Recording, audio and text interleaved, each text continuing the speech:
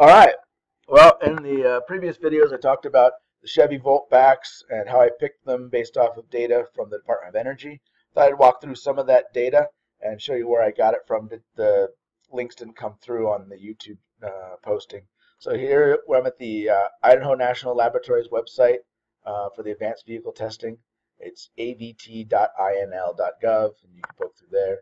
You can see there's a bunch of different vehicles listed with different VIN numbers. These are the vehicles that they've actually tested. So they will, like I talked before, they'll get a vehicle, pull the battery out, do a test, put it back in the vehicle. It'll be driven for a time period, and then they'll repeat the process over and over. So there's all the battery electric vehicles. You got the Golf, the Spark, i3, the Leaf, obviously.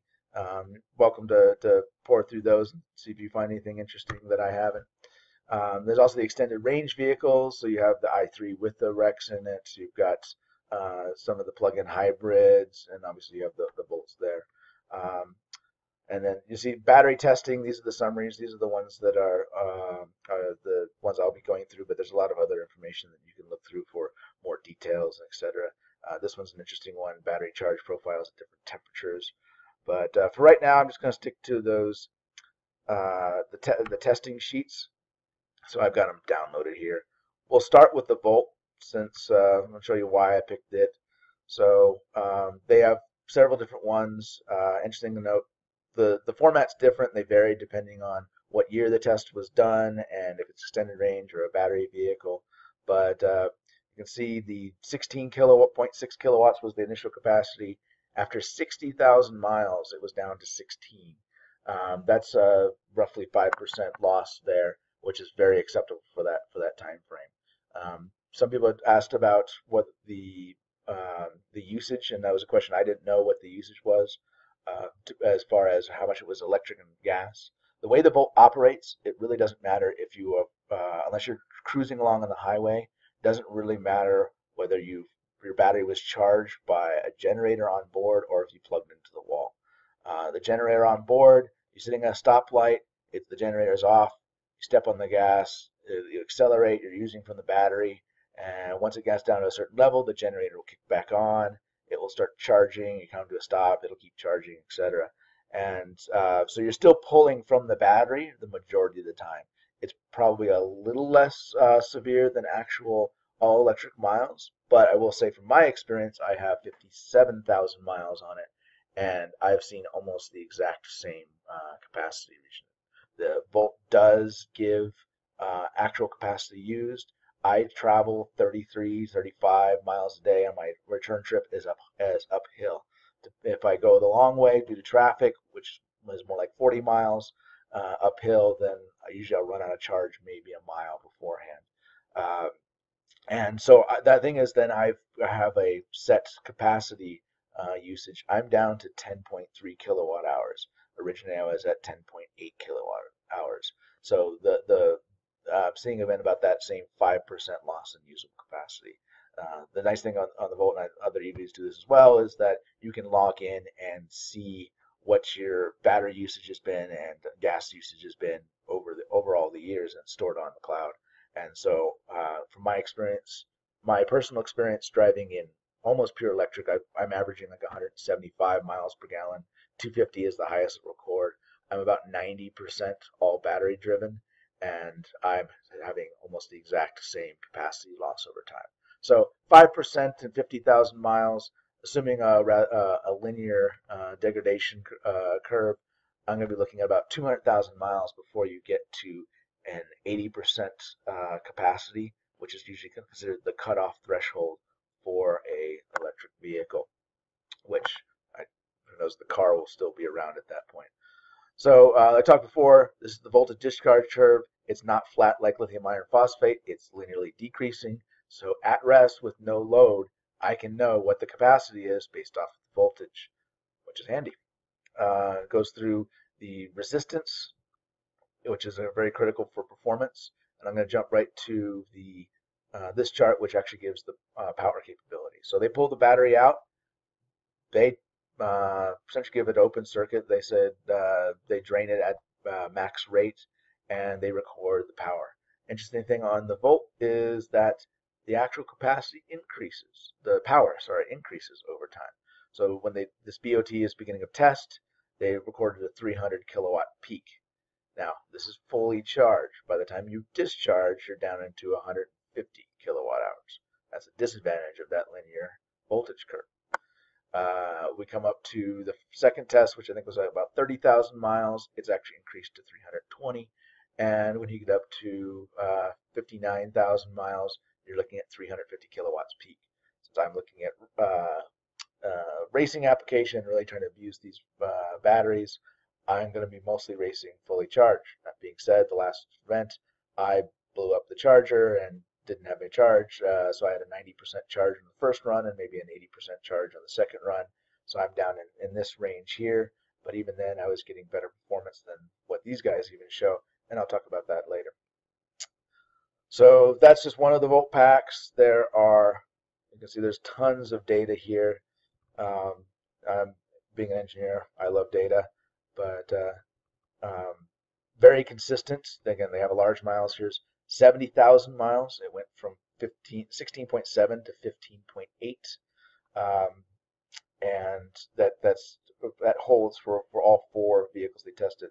I did want to point out there is a 2011 Volt. There was a chemistry change between the 2012 model and the 2013 model.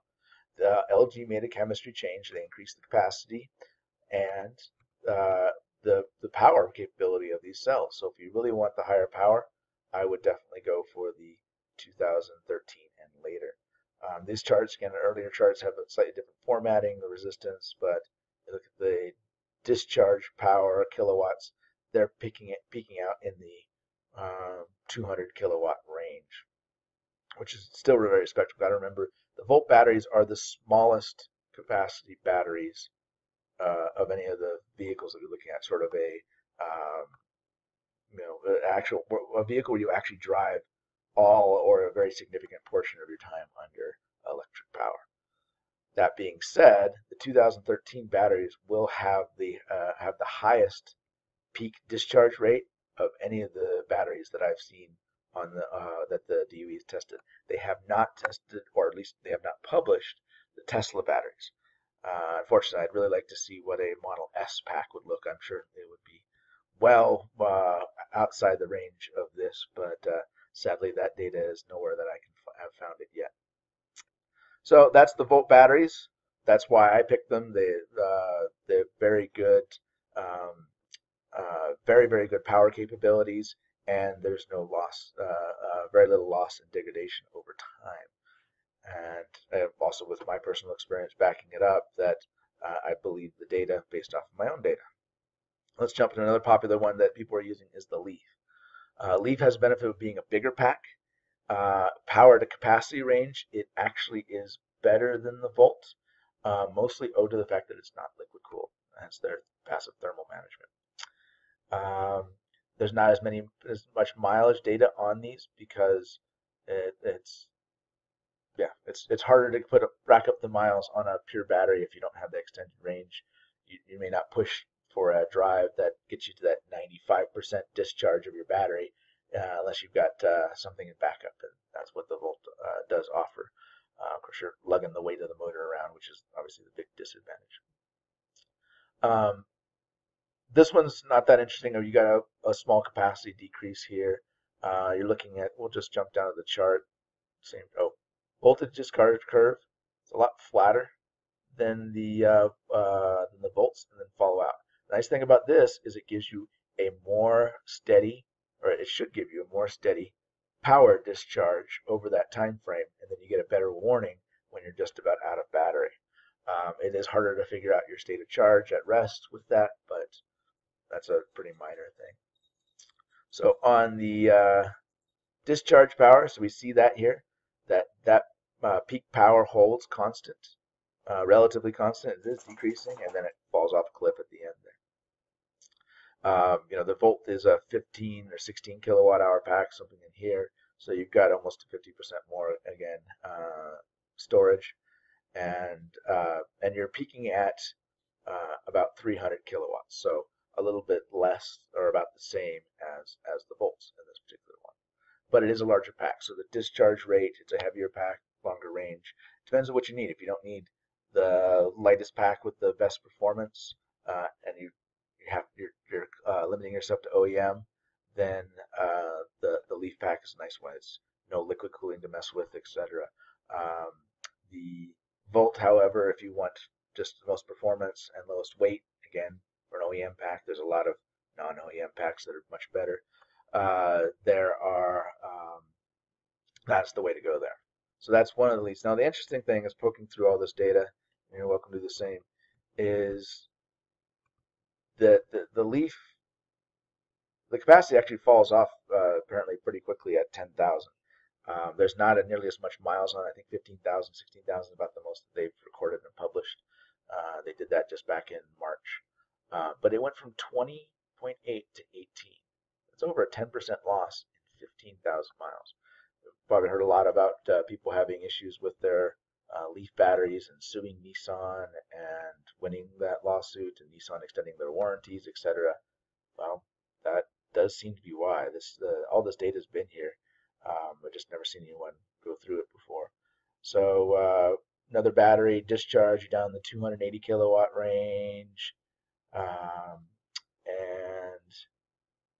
there's your discharge curve. And again, 15,000 miles, you've gone from almost 24 kilowatt hours down to 20.5. That's a pretty significant drop in 15,000 miles. So something to definitely be aware of. And this is another one. I won't go through all of these because there's a lot of data there. But you get good performance from the Leaf packs. It's if you want the longer range and don't need as high a pulse discharge, these are much simpler and easier to work with because you don't have to worry about they're not much, they are simpler and easier because you don't have to worry about liquid cooling.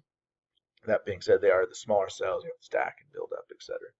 Um, just to keep an eye on the capacity loss, because that I really like to see some data here with 50,000 miles and see is that initial break-in curve that is a drop there at 10,000 miles, or is that a linear curve? And they should be doing some more tests here. It's interesting. The last test data was on this one was May of 2014, and there's not nearly as much data on the Leaf ones. Go to I'll pull through a few here. There's the BOW i3. It's a pretty lightweight pack for well, it's about the same power to weight ratio as the Volt. Capacity looks good. It is a bigger pack. It has the power discharge level is less. Starts peak. I can't figure out this. This is interesting. You get partially discharged and then the power comes back up. I haven't figured out why that is. The voltage curve is pretty typical, so that doesn't really explain it. And it's multiple tests. Put another i3 here. This one's got up to 4,400 miles on it.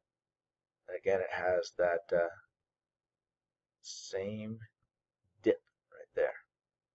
Really like to know electrochemically what's going on to cause that. So there's I definitely encourage you guys interested in pour through all the data. There's the Chevy Spark. Keep in mind the 2015 Spark has LG Chem cells, almost probably the same, if not very similar to the Volt. The 2014 have A123 cells. Same voltage curve, or very similar to that. Probably, I don't think it's the same chemistry. I think it's very similar chemistry. Not as high of discharge rate. And this is pulse discharge power. Keep in mind on the battery electric vehicles, it's 30 seconds pulse discharge. On the extended range vehicles, it's 10-second pulse discharge. But in my experience, that doesn't really affect the power that much in these lithium ones, especially the ones that are liquid cooled so they don't get too hot. So that's the extent of that data. I'll pull up the e-Golf here. Only 400 miles, just new vehicle. There's the discharge curve. But again, the power coming in that 275 range.